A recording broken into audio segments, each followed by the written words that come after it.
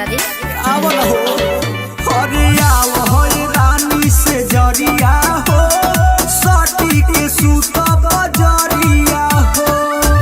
छुए नहीं देलू जइसे लागे भइल हानि बा छुए नहीं देलू जइसे लागे भइल हानि बा ऐसे काहे करे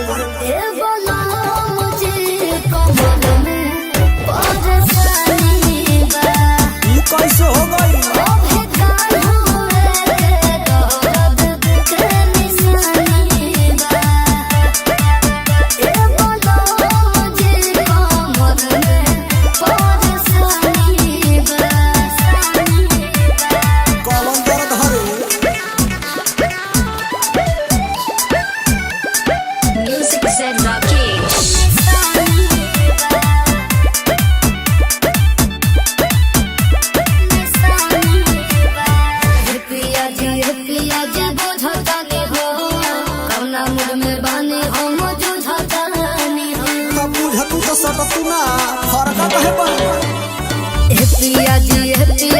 बुझतानी हो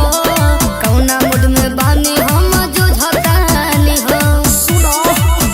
हट बुझ मजबूरिया हमारी धनिया काहे खातिर मिलल बाजवनिया अपने मरद से हो गया न कहानी बा अपने मरद से हो गया न कहानी बा ए बोलो मुझे कमर में परेशानी बा काहे ओ भिखार होवे दर्द के निशानी बा ए बोलो मुझे कमर में परेशानी बा सब खेला बुझतनी करे जा निशानी बा निशानी बा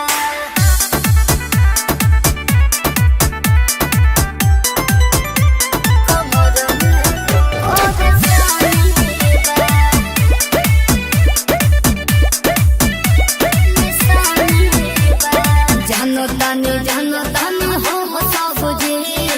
रौरा फेरा में आई नहीं हो जी हम सब बुझते मुखिया दी पूछ नहीं तू बुझ ए